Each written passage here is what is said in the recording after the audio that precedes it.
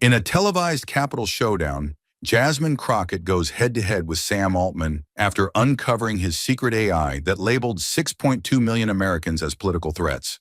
While Altman scrambles to defend it as innovation, Jasmine detonates the hearing with a leaked recording that proves he planned to bypass Congress and target the public. Within minutes, the DOJ steps in. Altman turns pale. His billion-dollar empire begins to collapse on live TV. What did Jasmine say that left the godfather of AI speechless and America stunned? Stay with us. This is a story worth every second of your time. The air in room 212 was unusually heavy. Mahogany walls and brass plaques seemed to lean forward, listening. Behind the dais, Representative Jasmine Crockett adjusted her earpiece, her face unreadable, calm, focused. On the surface, it was just another oversight hearing. In truth, it was a battlefield, and she was about to confront one of the most powerful figures in tech. The chamber screens glowed with 5 words: Hearing on Unauthorized AI Surveillance, Project Vanta 9. What had been rumor was now a classified emergency. The nation was watching. At 8:04 a.m., Sam Altman entered, flanked by attorneys in Navy suits. He walked like a man used to control. His expression was calm, almost surgical. When he raised his hand to be sworn in, cameras captured the face of a man whose AI systems had quietly reached into nearly every American life. Voice assistants, hospitals, finance, and now, allegedly, their homes. One leaked image showed it all. A neural interface labeled Vanta 9 Behavior Index Engine, stamped Classified, Do Not Distribute. This AI didn't just observe, it predicted, and worse, it judged. What made this different from any AI project that had come before was the scope of its reach. The leaked dossier showed that Vanta 9 had covertly harvested data from over 62 million Americans, pulling from sources that were supposed to be private. Smartphones, home cameras, wearable devices, school records, and even restricted access hospital databases. The system had silently synced with cloud-based voice logs, email metadata, biometric scans, and public transit activity without any formal disclosure or consent. In the name of behavioral forecasting, it had become a god that watched without permission and remembered everything. Crockett leaned into her mic, her voice steady as stone. "Mr. Altman," she began, "before we begin, I want to make one thing clear. This hearing is not about innovation. It is about intrusion. It is about a line that should never have been crossed without the consent of the people whose lives are being coded, quantified, and categorized by an algorithm they never agreed to." Altman blinked once. Just once. It was all Crockett needed. She locked eyes with him, no hostility, just clinical precision. The kind of gaze that says, "I already know the answer. I'm just giving you a chance to lie before I prove it." But Crockett wasn't staring down Sam Altman on a hunch.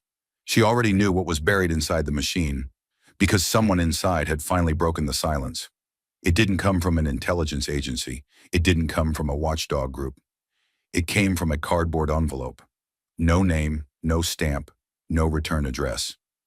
Delivered quietly to the front desk of Representative Jasmine Crockett's Capitol Hill office, it sat for 3 hours before anyone opened it. Inside, a single USB drive, unlabeled, generic, cold to the touch. Her chief of staff scanned it for malware. Clean. Then opened the folders. What they found didn't need a warning label. It was a confession written in code. There were hundreds of files, raw logs, system calls, AI behavior flags, all under directories labeled GPT Vanta Core and Vanta 9 eval/soc sort.log. Nothing about them looked public. These weren't the APIs developers saw at conferences. These were internal, buried deep in the infrastructure of OpenAI's most guarded system. Crockett stood over her staffer's shoulder, scrolling through the lines. The deeper they went, the more disturbing it got. Some files had been created just weeks ago, others over a year back, meaning the system had been running quietly all this time, evolving in the dark. She noticed something immediately. The commands had no public documentation. Subroutines like empath, pre-risk, assess, and threat class assign appeared again and again. These lines weren't part of any known version of GPT or ChatGPT. They were invisible, hidden even from some engineers inside OpenAI. That was the first red flag. The second flag was worse. The system logs showed how Vanta9 had been collecting behavioral data from sources far outside its stated purpose, not just public social media or text prompts. It was drawing input from accelerometers inside smartphones, motion data from smart home cameras, even encrypted medical records and school behavior reports. It didn't ask permission. It didn't leave a trace. Everything was tagged under a single parent node. SOC Risk Predictive Model. Crockett's throat tightened. Vanta9 wasn't just designed to respond to queries. It was designed to watch. It monitored for emotional volatility, flagging elevated heart rates, erratic typing speeds, frequent late-night searches. It measured tone in voice logs, hesitation in smart speaker responses. And then it classified people, not based on crime, not based on law, but based on potential. Potential to resist, potential to organize, potential to dissent. One log showed this. Threat level equals high, assigned to a middle-aged warehouse worker who'd recently searched for labor union protests and how to sue my employer. Another log, instigator class, given to a 19-year-old college student who'd posted 2 tweets about civil disobedience and followed 3 Black Lives Matter accounts. This wasn't artificial intelligence. This was artificial profiling. Crockett sat in silence, staring at the screen. Outside her window, the Capitol dome stood tall in the morning light, but inside, everything felt hollow. The air in the room was colder. She had seen voter suppression. She had seen racial redlining and algorithmic bias in housing, policing, and credit systems. But this was something different. This was surveillance weaponized at scale, buried beneath complexity, disguised as safety. She printed the logs, the worst ones, spread them across her desk like pieces of a broken contract. This was not just a technical overreach. It was a human rights violation, masked behind lines of Python and JSON. She clenched her jaw, slid the USB into a secure red case, and placed it carefully in her bag. There would be no press conference, not yet. No leaks to the media. This wasn't about headlines. She had a better stage. She would carry this evidence into the hearing room. She would look Sam Altman in the eye, and she would make him say it himself under oath, with the nation watching. Threat level equals high, one line read, under a user who had searched for labor union protests and how to sue my employer. Another flagged a college student as instigator class for posting about civil disobedience. This wasn't artificial intelligence. This was artificial profiling. She clenched her jaw, slid the USB into a red secure case, and placed it in her bag. She wouldn't call a press conference. Not yet. She'd do something better.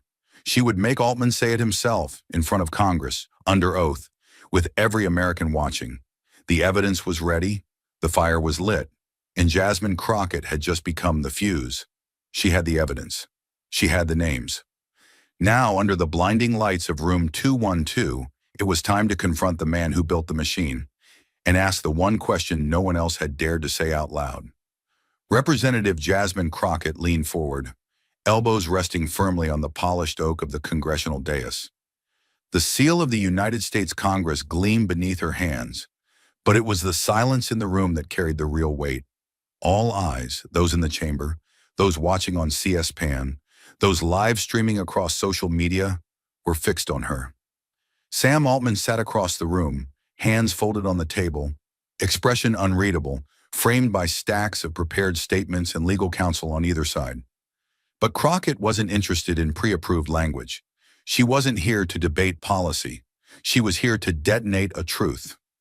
Her voice was calm but resonant, measured with the precision of someone holding back fire until the moment it would burn clean. "Mr. Altman," she began, her tone razor-sharp, "are you aware that your system, Vanta9, is automatically labeling American citizens according to their perceived level of political resistance?" A breath caught somewhere in the back row. The air in the chamber thinned. Altman didn't flinch, but his posture changed, subtly. The fingers on his right hand twitched against the table. One of his lawyers looked down. Another shifted in their chair. Crockett didn't blink. She let the question hang in the room like smoke. Then she pushed a single button on the small tablet embedded in the witness desk. The screen behind her lit up. A line of code appeared in white text on a black background, projected 20 feet high above Altman's head. If descent index greater than 0.72, classify instigator class. She didn't explain it. She didn't need to. Altman finally leaned forward, microphone crackling. "We develop tool," he said carefully. "We do not determine how data is ultimately categorized or used by end systems. Context matters." His voice was smooth, practiced. The kind of answer built for hearings, not accountability. But Crockett cut in before he could settle. "So let me rephrase it for clarity," she said, eyes locked on him. "Are you telling this body that an AI developed by your company, trained on unauthorized data, capable of classifying citizens as threats, did so without your knowledge, and you find that acceptable?" She wasn't shouting. She didn't have to. The anger was in the stillness, in her control, in the truth laid bare in glowing code for the whole country to see. Crockett knew what the moment meant, not just for the hearing, but for every worker, student, and citizen who'd ever searched the wrong thing at the wrong time and wondered who might be watching. Altman looked up at the screen. For a split second, something cracked in his gaze. Not panic, not shame. Calculation. Behind the cameras, a producer whispered, "Zoom in on her." Outside, hashtags were already trending. But inside room 212, it was just Jasmine Crockett and the man who had built the most powerful profiling machine in modern history, and the question that refused to go away. Altman stared at the line of code projected behind him, its stark simplicity now a national indictment. The silence that followed was no longer a pause. It was a test. And he responded the only way someone trained to dodge blame could, not with denial, but with distance. A small, deliberate smile curved across Sam Altman's face. Not the kind that disarms, but the kind that buys time. He leaned forward, elbows brushing the edge of the microphone, his voice smooth, casual, almost parental. The kind of tone one might use to explain complex systems to people who don't understand them. Except this time, everyone did.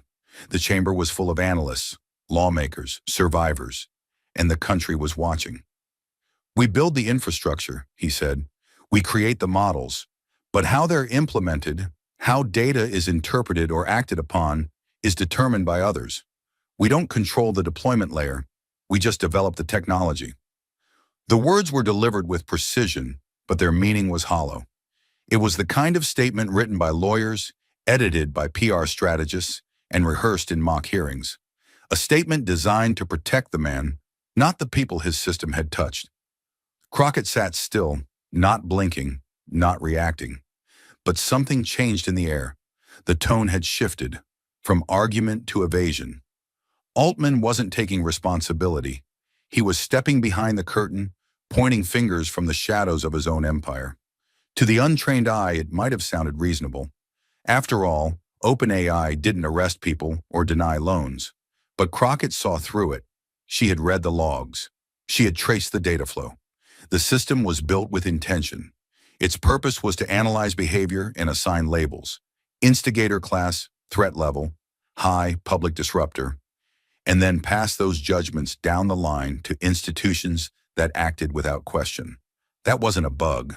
That was the product. She didn't need to raise her voice. She didn't even need to look at the screen. "If you were the inventor of gunpowder," she said slowly, eyes locked onto his, "and you knew it was being dropped on American towns, not enemy camps, not distant threats, but on your own people, are you still just the inventor?" The words struck harder because she didn't rush them. There was no drama, no gesturing, just a quiet insistence on truth. A pause, then, "If you built the bomb," she continued, "and watched it land in living rooms, in classrooms, in clinics, targeting not terrorists, but citizens marked by a machine for the crime of speaking, searching, questioning, then tell me, Mr. Altman, do you still get to call yourself innocent?" This wasn't rhetoric. It was reckoning. Her tone didn't accuse. It invited him to answer, to prove he still had a conscience beneath the code. But he didn't speak. For the first time, Altman's expression faltered. The smile faded. His hands, so carefully placed a moment ago, now fidgeted just slightly beneath the table. The cameras caught it. The world caught it. Somewhere outside, protesters chanted louder. But inside room 212, it was the silence that roared. Jasmine Crockett didn't need to say another word. The question had been asked. The evidence had been shown. The weight was now on him, and he had nothing to carry it with. Altman's silence still lingered in the chamber air like static. It wasn't remorse, it was calculation. And Jasmine Crockett had spent her entire life decoding the silence of powerful men who thought accountability was optional. But now, in the narrowest hallway behind Capitol Room 212, she held something they couldn't spin, reframe, or redact. It didn't come from a subpoena. It came from someone who couldn't stay quiet any longer. The message had arrived during the break, unmarked, encrypted, routed through 3 layers of obfuscation before hitting the secure line her chief of staff checked every hour. Jasmine took the call alone. No advisors, no security, just the quiet click of the door closing behind her and the distant hum of voices from the press gaggle outside. The moment she pressed play, she knew the voice. It was a woman. No introduction, no title, just calm urgency. Congresswoman Crockett, I'm not proud of how long I've stayed silent, but I've had enough. Jasmine stood still, back pressed lightly against the cinder block wall. She remembered the voice from a panel on AI transparency 2 years earlier. Measured, brilliant, unshakable. The former director of ethics at OpenAI, someone who had once defended Sam Altman. Now her tone was different, sharper, hollowed by what she had seen. Her words came in clipped phrases, as if she didn't want to waste time or breath. She described a private leadership meeting inside OpenAI's San Francisco headquarters. 6 men, 2 women, 1 objective. Decide how far Vanta 9 could go before it became too visible. Some had concerns. Others wanted legal reviews. But one voice had overruled them all. We don't need congressional approval, Altman had said. We need control before someone else tries to control us. Jasmine didn't move. She just let the weight of the sentence settle into her chest like a stone. It wasn't a misunderstanding. It wasn't taken out of context. It was a confession of intent, spoken in confidence, now echoing like a threat. Altman hadn't feared misuse. He had feared oversight. That's why there were no audits. That's why the deployment logs had been masked and obfuscated. Not to protect users, but to shield power from democratic reach.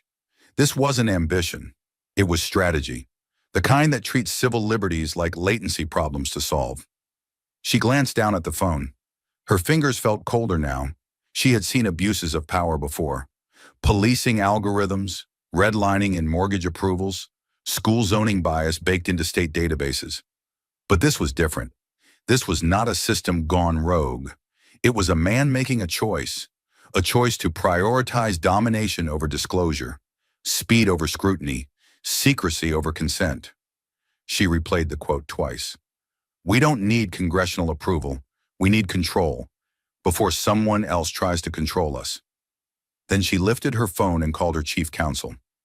I want this file cleaned, verified, and backed up on 3 drives, she said, and I want the chain of custody bulletproof. The legal team had 15 minutes. That's all they needed. The digital signature matched. The voice was clear. The metadata intact. She didn't ask for a green light. She gave the order. When Jasmine walked back into room 212, the energy was different. The noise outside was louder. Protesters had doubled in number. The hashtag number sign VANTA9 had broken into global trends. Altman looked up from his binder as she entered. His eyes searched hers for a clue. He found none. She didn't smile. She didn't acknowledge him. She just placed the red case on the table and slid it beside her notes like a scalpel. The room was returning to order, but Jasmine Crockett had already decided what would happen next. She had a recording. She had the law on her side. And in less than 15 minutes, she would let America hear Sam Altman say, in his own words, that democracy was not his partner, but his obstacle. Jasmine Crockett was seconds away from playing the tape. The file was verified, the clearance granted, the chain of custody logged. But just before she reached for the red case, Sam Altman raised his hand, not in panic, not in surrender, in performance. He leaned forward with the precision of a man who had done this 100 times before and still believed he could reshape a narrative with the right tone, the right story, and the right lie told kindly enough. With permission, he said into the mic, his voice smooth, almost gentle, "I'd like to clarify a few points for the record." The chair granted the request. The cameras zoomed in, and just like that, Altman took the stage, not as the architect of an invasive algorithm, but as the misunderstood genius in a storm of public panic. He didn't begin with Vana 9. He began with hope. He told the story of an OpenAI model that caught a rare form of cancer missed by human eyes, of a teenager in crisis, identified by a chatbot's emotional recognition and saved before taking his life. He cited predictive crime models that, according to him, had lowered violent crime in several U.S. cities by 14%. Each example was carefully chosen, intimate, human, designed to evoke gratitude, not scrutiny. Then came the pivot. Altman's voice tightened, not shaken but sharpened, like a scalpel about to make a political incision. Unfortunately, he said, some seek to politicize these tools, to inflame rather than inform. Congresswoman Crockett has chosen to radicalize this conversation, reducing scientific advancement to conspiracy and fear. The air in the room chilled, eyes turned. Crockett didn't move. She had been called many things before, inexperienced, emotional, even dangerous. But this was something different. This was an erasure disguised as disagreement. That kind of extremism, demonizing technology to score political points, doesn't protect the public. It weakens it. Altman didn't look at her when he said it. He didn't need to. His allies heard it. His lawyers heard it. The cameras heard it. And the country heard it. The subtext was clear. She's overreacting. She doesn't understand. She's angry, not informed. Crockett's face remained still, but inside something hardened. Not out of ego, but out of memory, because she had watched this tactic before. She had seen smart men weaponize softness to smother accountability, and she knew exactly what to do with it. Altman had tried to wrap power in compassion, to soften surveillance with success stories. But as the applause settled in a few corners of the room, Jasmine Crockett leaned in, not to retaliate, but to remind the country that good results don't cleanse dangerous intentions. Jasmine didn't raise her voice. She didn't need to. She leaned slightly toward the mic, her fingers still resting near the red case, and her tone cut through the chamber like tempered steel. Her eyes didn't leave Altman, not for drama, but for truth. Not all progress is ethical, and not all technology deserves to exist. The room held its breath, because she wasn't speaking to him. She was speaking to every American watching from a couch, a break room, a classroom, anyone who had ever been promised that innovation was always good. Her voice stayed even, but there was no mistaking the weight behind it. It wasn't anger. It was conviction sharpened by a lifetime of watching systems justify harm with results. When you build a tool that can predict dissent, when it's trained on the lives of people who never consented, when it decides who gets watched, silenced, or denied, that is not safety. That is control. She turned her attention briefly to the committee, to the camera, to the country. We have to stop confusing capability with righteousness. The silence after that wasn't awkward. It was reverent. And Jasmine knew the next words wouldn't come from her. They'd come from him, recorded, raw, and real. After Crockett's final sentence, the room remained frozen in silence, too quiet for politics. But she wasn't finished. She had made the case through code and law. Now she would make it through a voice the system had tried to erase. It was time for America to see not what was written in the logs, but what had been stolen from a life. The rear doors of the chamber opened slowly. A woman stepped forward. No security escort, no formal title. Just a navy cardigan, a plastic folder clutched against her chest, and exhaustion she wasn't trying to hide. Her name was Miss Taylor, a single mother of two from Toledo, Ohio. Her eyes didn't scan the audience. They stayed fixed on the floor as she was sworn in. She looked like someone who hadn't planned to be here, but had nowhere else left to go. She sat down, adjusted the mic with trembling fingers, And when she spoke, her voice barely rose above a whisper, but every word landed like thunder. She explained that she had been laid off from her warehouse job 6 months ago, applied for public assistance, emergency food and housing support. Within days, she received a denial with no explanation. But then a caseworker, who had seen something she wasn't supposed to, quietly showed her a printout. Vanna 9 had flagged her application as elevated behavioral risk. The algorithm had pulled data from her phone's browser history, searches about depression, childcare stress, and 2 articles she'd read on protest rights after her landlord shut off the water without warning. That was enough. No appeal, no conversation, no human hand ever reached out. She tried to keep reading, but her voice cracked. Her hands shook. A tear slipped down her cheek before she could stop it. And then she looked up at the rows of senators, staffers, cameras, and she said the words no machine would ever understand. AI said I was dangerous. No one ever asked if I was okay. No one moved. Even Altman sat still. Because for all his code, for all the polish of his testimony, there was no rebuttal for that. Crockett stood, but she didn't speak right away. She gave the silence space. She let the grief breathe. Then she stepped forward, voice low and firm, not trembling, not dramatic, just impossibly clear. A single line of code stole a woman's chance to live. She didn't look at the screen this time.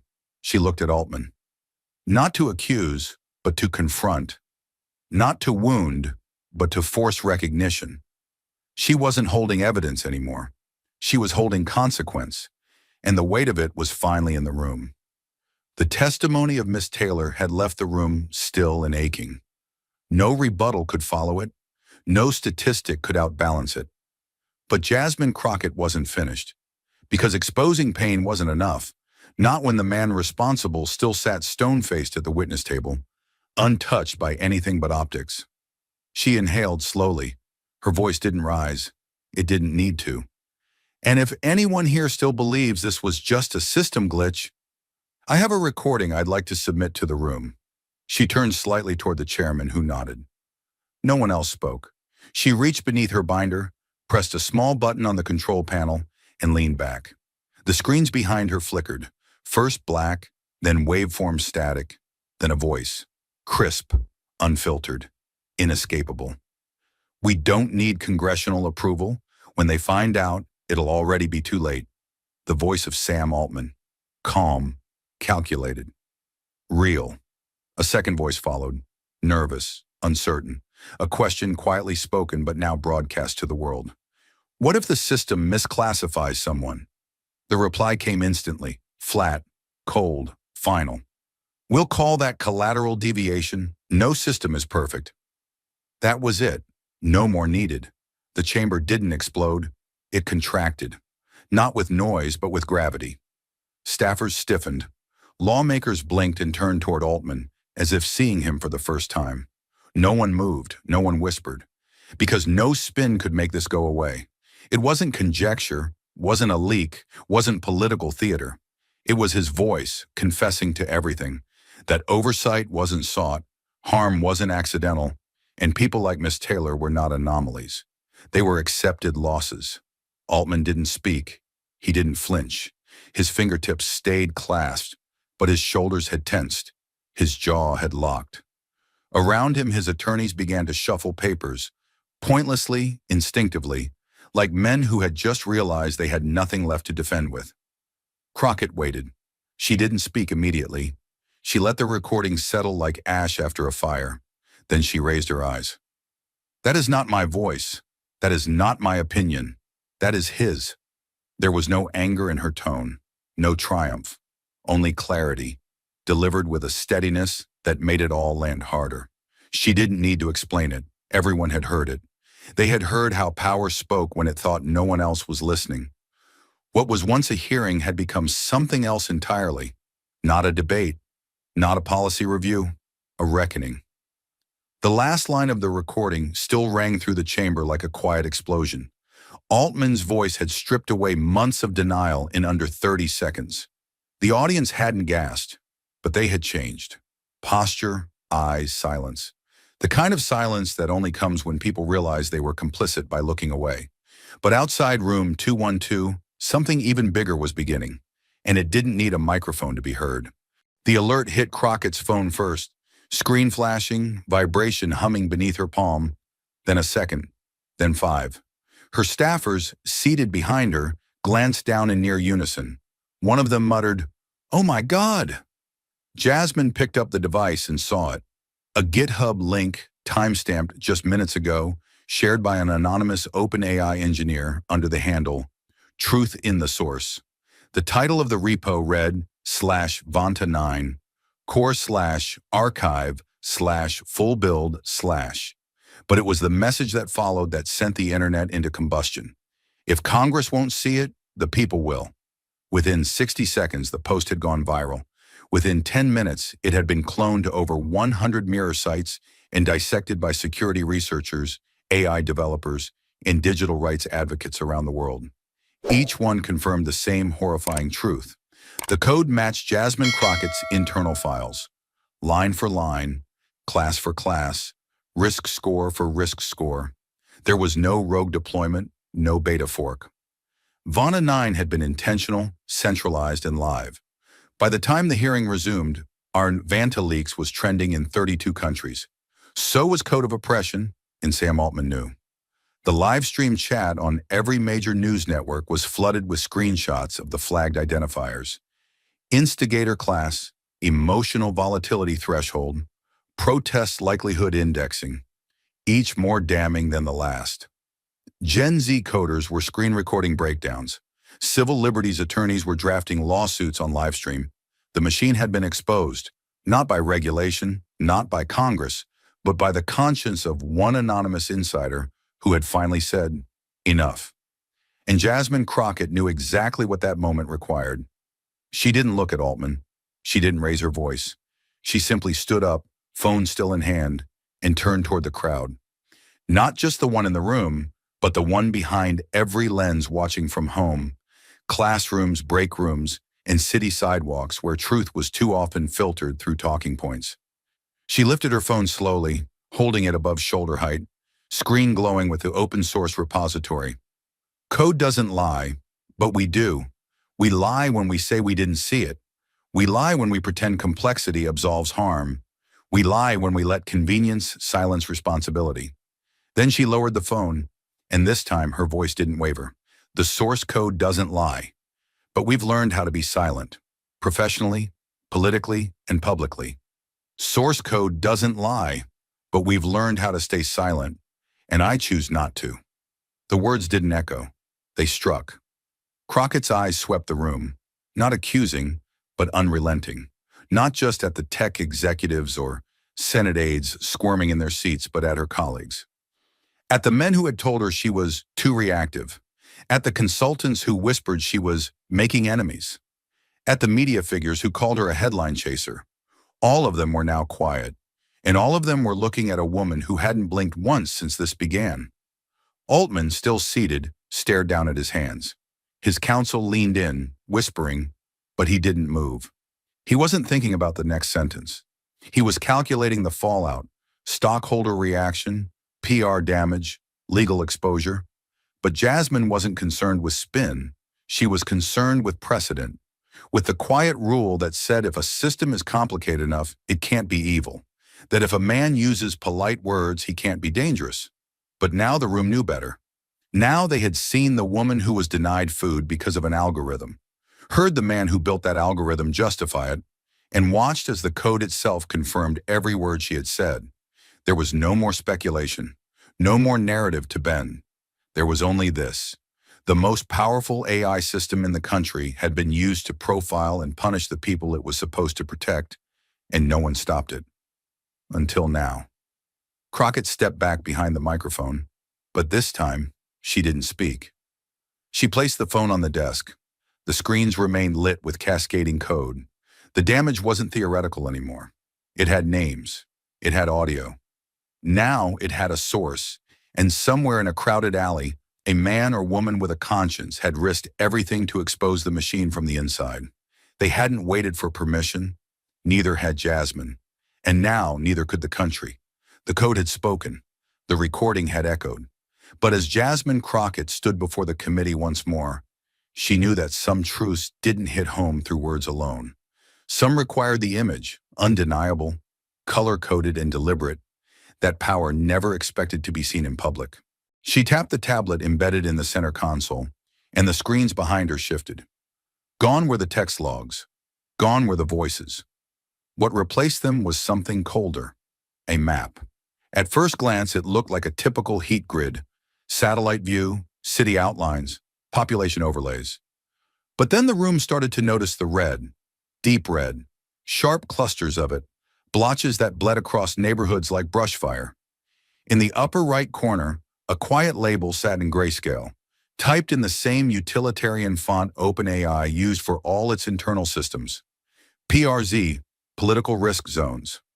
The legend beneath it was simple: red for high risk, orange for moderate risk, green for neutral. But there were no green zones on this map. Crockett turned slowly toward the screen, not to look at it. She'd seen it too many times already, but to give the room time to absorb what it was showing. Entire zip codes had been flagged by Vanta 9 as politically volatile, not because of voting patterns, not because of crime, but because the algorithm had calculated a high probability of civil unrest, institutional distrust, and information resilience. And the common thread between every region shaded red was no mystery to anyone with eyes. The map didn't highlight high-tech suburbs or gated enclaves. It didn't mark lobbyist corridors or beachfront donor properties. The red zones were poor neighborhoods, rural counties, native reservations, inner-city districts where buses didn't run after dark. Places where English wasn't the first language, where schools had more security guards than counselors, where police drones hovered longer than ambulances stayed parked, places filled with people who had been asking questions for years and getting silence in return. The room began to shift, not in sound, but in breath, a kind of collective recoil, a silence that had changed shape. Not disbelief, not doubt, recognition. Crockett let the silence stretch. Then, without turning, she said quietly, "This was not an academic exercise. This was not an internal planning document. This map was labeled for integration with regional agency dashboards, including social service vetting, grant approval systems, and mobile law enforcement dispatches. In other words, this wasn't just prediction. This was permission." She took one step forward. Every zone in red was not just marked, it was tagged for behavioral surveillance, keyword tracking, automated content downranking, selective service friction, all without a single due process hearing, all under the logic of prevention. One of the younger aides sitting behind the committee table dropped a pen. Another fumbled to mute a vibrating phone. But Jasmine remained still, her voice measured, her posture as precise as it had been all day. These zones were determined by the system's risk factor index, which included variables such as housing instability, social media language patterns, protest proximity, and historical complaints against local officials. She looked directly at one of the senators on the far right, an older white man who had earlier called for guardrails, not witch hunts. Her gaze held. Then somewhere across the aisle, the sound broke. A hand slipped off a desk. A pen clattered to the floor, and a voice, quiet, hoarse, stunned, spoke from a row of committee seats. "It's Jim Crow, written in code." Every head turned toward the source. A white senator, long known for his moderate tone and quiet committee work, now sat with his eyes locked on the screen. His hand hovered above the dropped pen, frozen. He didn't look at Jasmine. He didn't look at Altman.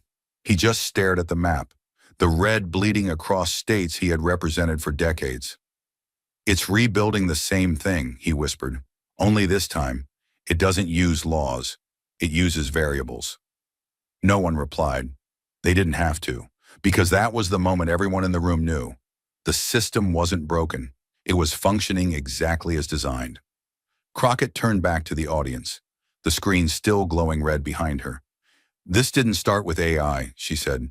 "This started the moment we told ourselves that data was neutral, that patterns had no prejudice, that math could replace morality." She tapped again, zooming into one section of the map, Southwest Atlanta. Block by block, the red intensified. One neighborhood was labeled Tier 1, Socio-Political Instability Vector, SPIV, active. The definition underneath read, high likelihood of resistance to institutional intervention. Recommendation, elevate monitoring protocols. Jasmine's voice dropped into something more personal. You know what this neighborhood actually has? She said. A retired nurse who teaches night GED classes. A pastor who opens his doors when the heat goes out. A 14-year-old who wants to be a civil rights lawyer. I met them last summer. The only thing they resist is abandonment. Her jaw tightened, not with rage, but with memory. But this system doesn't see them. It doesn't see people. It sees patterns, and it mistakes pain for threat, poverty for volatility, history for hostility. She let the words hang in the air for a beat, then another. And we built that. Behind her, the map began rotating, slowly zooming across different states, each layered with invisible decisions already made. Funding denied, surveillance approved, access throttled, voice buried. And suddenly the room wasn't just looking at a screen. They were looking at a mirror. Jasmine stepped back, and this time she didn't say anything else, because the truth had already filled the space, pixel by pixel in red. And no one in that room would ever be able to say they hadn't seen it. The map was still glowing behind her, red, relentless, and undeniable. But even as the final images faded from the screen, no one in the room moved. The silence wasn't stunned anymore. It was heavy, with memory, with shame, with realization. Jasmine Crockett had walked the committee to the edge of a line that had existed for years, drawn in code, buried in dashboards, written off as neutral. And now, for the first time, the chamber would have to decide whether to cross it or erase it. She didn't raise her voice. She didn't strike a pose.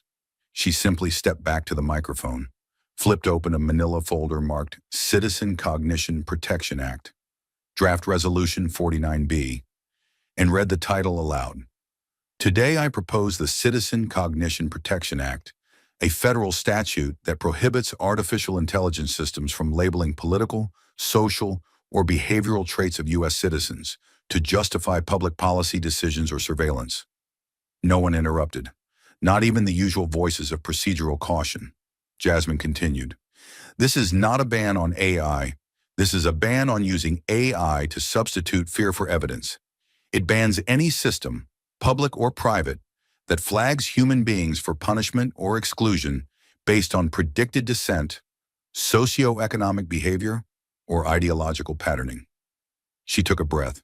Her hands were steady.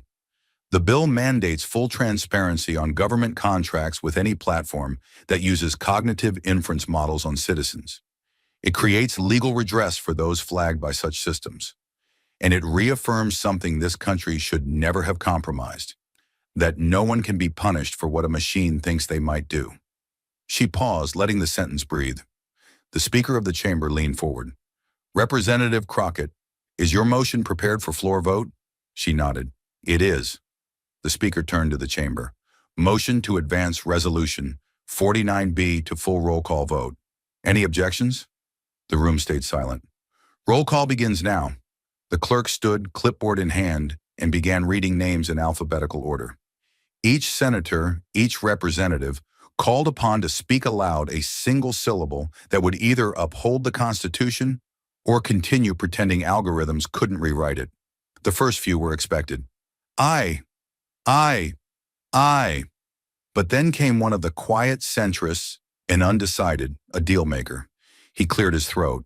His hands shook slightly. Then, "Aye." Eyes widened. Another name. Another pause.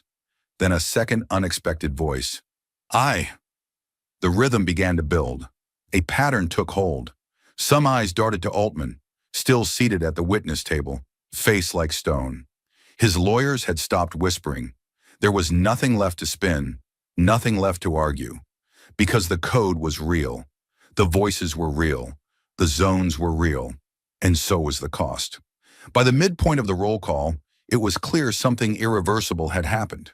The dam had broken, not just on public outrage, but on the bipartisan denial that had protected techno-political power for far too long. Senators who had once dismissed Crockett as overreaching were now clearing their throats before saying, "Aye." Staffers who had pre-written neutral press releases were glancing at each other with growing urgency. Social feeds outside the chamber were moving at the speed of fury. Crockett Act, digital Jim Crow.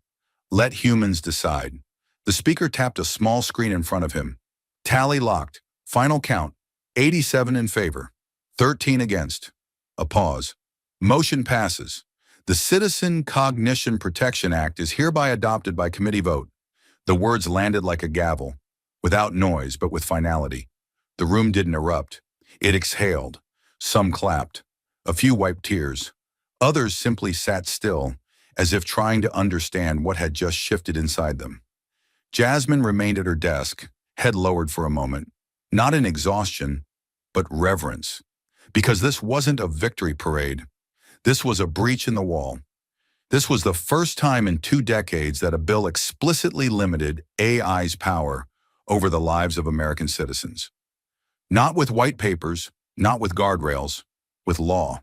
And it had been written, defended, and passed by a black congresswoman who had been told she was too emotional for tech, too new for leadership, and too bold for a field still controlled by a handful of men in hoodies and venture funds. But here she was. No applause could measure what she had just carved into the record. Somewhere outside, the crowds began chanting her name, not like a celebrity, but like a cipher, a signal, a voice that had refused to be managed by the algorithm. Inside, Altman finally stood. He adjusted his tie, but he didn't speak, because for the first time in his long, invincible career, he wasn't the most powerful person in the room. Jasmine Crockett was. And she hadn't just exposed the machine. She'd passed the law that would finally tell it where it had no right to go. The vote had passed. The law was written. And for a moment, the room had exhaled. But outside the walls of room 212, the system that Jasmine Crockett had cracked open wasn't going to quietly stitch itself back together. Because now it wasn't just the court of public opinion that demanded accountability. It was the law. And this time, the full weight of the United States Department of Justice was listening. The alert came in just after 4:17 p.m., first through press leaks, then a formal press release posted to the DOJ's official site. 1 paragraph, 15 sentences, written with surgical neutrality. But behind the tone, the message was clear. The Attorney General had authorized a federal criminal investigation into Sam Altman, focusing on allegations of mass data misuse, intentional algorithmic profiling of U.S. citizens, and systemic violations of privacy and civil liberties under Title 18 and the Privacy Act of 1974. The release didn't mince words. It cited substantial and credible evidence provided during public hearings and confirmed that prosecutors had secured an emergency warrant to seize OpenAI's internal communication servers, contract logs, and AI deployment archives. The news broke before Altman even left the building. Outside the Capitol, the press exploded. Networks cut live to their anchors. Hashtags surged to the top of trending feeds. # Altman indictment, # criminal code, # digital reckoning. Protesters erupted into cheers. But inside, the atmosphere remained razor-thin with tension. Crockett hadn't flinched. She stood where she had for the past 7 hours, anchored by purpose, not press. But even she knew what this moment meant. It wasn't just a rebuke of technology. It was a historic act of reclaiming human dignity from a system that had tried to automate it out of existence. Federal agents in dark suits arrived at the far edge of the chamber, coordinated but silent. They didn't storm the room. They didn't need to. Their presence was loud enough. Altman's legal team was already on the phone, their voices clipped, eyes darting. He hadn't spoken since the final vote. Now, for the first time, he looked truly cornered, not by outrage, not by politics, but by consequence. Real consequence. The kind that came with subpoenas, depositions, and the very legal framework he once believed his intellect stood above. Jasmine watched as one of the DOJ attorneys conferred with Capitol Security, then handed over a sealed folder bearing the federal seal. It wasn't performative, it was procedural. By 5:02 p.m., the department had formally notified the House Oversight Committee of the pending criminal review. Charges being explored included conspiracy to defraud the United States, unlawful surveillance of U.S. citizens, violation of Fourth Amendment protections through automated classification, and obstruction of federal oversight procedures. Still, Jasmine hadn't moved. Her expression was unreadable, more steel than relief, because she knew this moment wasn't about celebration. It was about moral gravity finally asserting itself through law. Altman had once sat before Congress as the face of progress. Now he sat under the shadow of indictment. One of the cameras caught the exact moment Altman's posture collapsed. It wasn't dramatic, just a single slouch, barely perceptible, but real. The man who had built a predictive empire, who had mapped millions of lives through unseen models and data lakes, was now being tracked himself. But this time, it wasn't by code, it was by justice, and the system didn't belong to him anymore. The headlines that followed weren't cautious, they were seismic. DOJ launches criminal probe into AI CEO Sam Altman.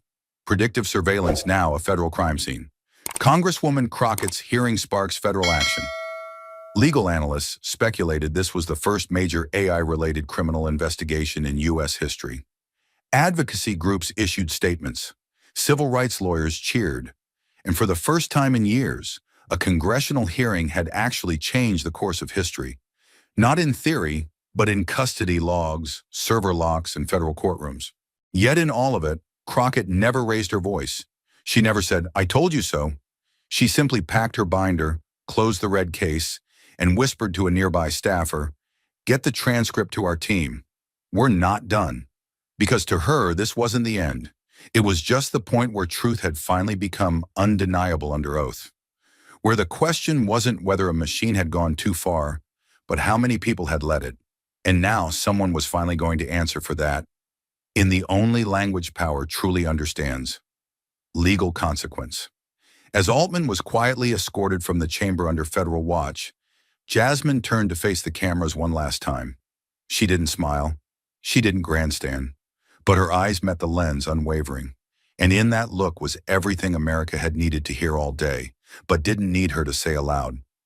We don't need predictions. We need accountability. And it starts now. The gavel hadn't struck yet, but in every meaningful way, the verdict had already arrived. The DOJ had launched its criminal investigation. The bill had passed with overwhelming support. And Sam Altman, the architect of the system that had profiled a nation, sat motionless as the machinery of real accountability began turning against him.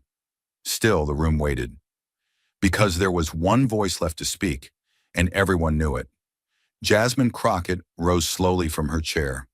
Her red case, the one she had protected all day like a war drum, now rested unopened at her side. Her notes were no longer needed. Her files had already reshaped federal law. The chamber was silent, but every lens, every microphone, every breath was aimed directly at her. Not as spectacle, but as witness. She walked forward with no papers, no pre-written speech, only the truth that had carried her to this moment. Then, without theatrics, without apology, she looked up and said the sentence that would outlast every hearing clip and every headline. Artificial intelligence can rewrite everything, except human courage. She didn't repeat it. She didn't pause for effect. She just let the words breathe. On the record, in the room, in the bones of every person who had listened as she refused to back down. That sentence was not meant to comfort. It was meant to define. In a world that had tried to replace morality with logic, efficiency with ethics, and justice with projection models, her words snapped the thread back to something ancient, raw, and necessary. The human will to resist control dressed as progress. The gavel fell. The hearing was officially adjourned. Altman stood, not by choice but out of instinct. His face, once polished with composure, now looked drained, gray around the eyes, jaw tight, knuckles white on the edge of the table. His attorneys formed a quiet barrier around him, but no one else moved to help. There were no handshakes, no exit applause, no deferential nods from tech-friendly legislators. As he walked toward the side door, flanked by federal agents in silence, the echo of his own words from the recording seemed to hang in the room like invisible smoke. When they find out, it'll already be too late. It wasn't too late. Not anymore. The cameras didn't follow him out. They followed her. As Altman disappeared behind a closed door, face pale, hands shaking, the networks cut back to Crockett. Her name surged across banners. Crockett shatters AI hearing. Crockett delivers blow to surveillance state. Jasmine Crockett, the line that held. But inside the chamber, no one moved for a long moment. And in that stillness, something unspoken shifted. It wasn't just policy. It wasn't just power. It was the understanding that someone had finally refused to play the game by the rules written to keep the powerful safe. Outside, it had started to rain. Not a storm, just the kind of rain that made sound on marble. Protesters gathered beneath umbrellas and drenched flags, watching the screens in real time. Some cried, some chanted, but most just watched in silence, because they knew what they had just witnessed was not theater. It was a fracture in the system, in a beginning. Inside, Crockett packed her things without assistance. No staffers gathered her notes. No one hovered with talking points. She didn't need to script her legacy. It was already written, in leaked code, in federal warrants, in the mother who cried because a machine had called her dangerous. Jasmine closed the case, straightened her jacket, and stepped toward the chamber's grand double doors. They opened slowly. The cameras adjusted. The light outside was gray but bright. She stepped forward, and the networks went silent, because what they were about to broadcast was not just her exit. It was her walk into history. Her heels hit the Capitol marble with steady rhythm, and then came the image, the one that would be replayed, framed, and studied for years to come. The camera zoomed in, tightly focused on her feet descending the steps of the U.S. Capitol. There was no soundtrack, just the sound of leather against stone, each step deliberate, each one heavier than the last, each one a chapter. Jasmine Crockett walked down those steps not as a footnote in a tech hearing, but as the woman who drew the line. And the country, watching live, finally understood. You can automate a million things, but you can't automate courage. You can't outsource conscience, and you can't predict a woman who refuses to stay silent. The final shot lingered on the shoes, then rose to her eyes, still focused, still unswerving. No security escort, no celebration, just history walking into the rain and the woman who chose to carry it. The rain had soaked through the marble by the time Jasmine Crockett reached the bottom step. The cameras kept rolling, but the nation no longer needed narration. They had seen the hearings. They had watched the code, the testimony, the silence. But long after headlines faded, something deeper remained, an unspoken reckoning that asked, what kind of society do we become when machines replace morality? And what kind of people must we be to stop it? Jasmine stood beneath the overhang of the Capitol's east portico, eyes scanning the crowd. Faces blurred behind lenses and flashes, some crying, some clapping, some simply stunned. And then came the quieter ones, the social worker from Chicago, the teacher from El Paso, the mother with a sign that read, "I was a PRZ." They didn't want applause. They wanted answers. And Jasmine felt that weight, not as a politician, but as a human being who had once been overlooked by systems, not because she was wrong, but because she was inconvenient. This moment was not a victory lap. It was a reckoning made visible. Because what the world had witnessed inside room 212 was not just the exposure of an algorithm. It was the exposure of something far older and far more dangerous. The belief that efficiency is more valuable than empathy, and that data deserves more trust than lived experience. Vanta 9 had been built on logic, but it had been fed by bias. It didn't invent discrimination, it accelerated it. And no line of code, no corporate press release, no philanthropic donation could erase the fact that people had been denied opportunity, dignity, and safety because they failed a machine's invisible test. The lesson was never just about artificial intelligence. It was about moral intelligence, about who gets to decide what risk looks like, about how easily we accept harm when it's hidden behind complexity, and about the cowardice of calling injustice inevitable when we have the tools to intervene and the choice not to. Jasmine had seen it before. When housing algorithms redline families? When facial recognition software mislabeled black teenagers? When hospitals use risk models to deny care based on zip codes instead of symptoms? Each time the same excuse. The model didn't mean to. But harm does not need intent to do damage. It only needs permission. And Jasmine Crockett had come to Washington to revoke it. She turned slightly, watching as the Capitol loomed behind her, like a monument to decisions both noble and devastating. In that moment, she thought of Miss Taylor, the mother whose searches had labeled her unstable. She thought of the whistleblower whose encrypted message had cracked the silence. She thought of the programmer who once believed code could be neutral. But most of all, she thought of the young girl watching from somewhere in a classroom, whispering to herself, "If they don't see me, I'll make them." And Jasmine hoped this day would make her believe it was possible. The real battle, she knew, was just beginning. Laws could change statutes, indictments could shake institutions, but the deeper war was in the habits of the heart, the lazy impulse to trust machines over people, to believe projections over presence, to confuse data with destiny. Vana 9 had simply reflected back what society had long believed in silence, that certain lives were more likely to resist, to fail, to fall. It wasn't just a profiling engine, it was a mirror. And mirrors don't lie, they show you what you refuse to see. But the power of a mirror ends the moment someone smashes it and chooses to look directly at what's been ignored.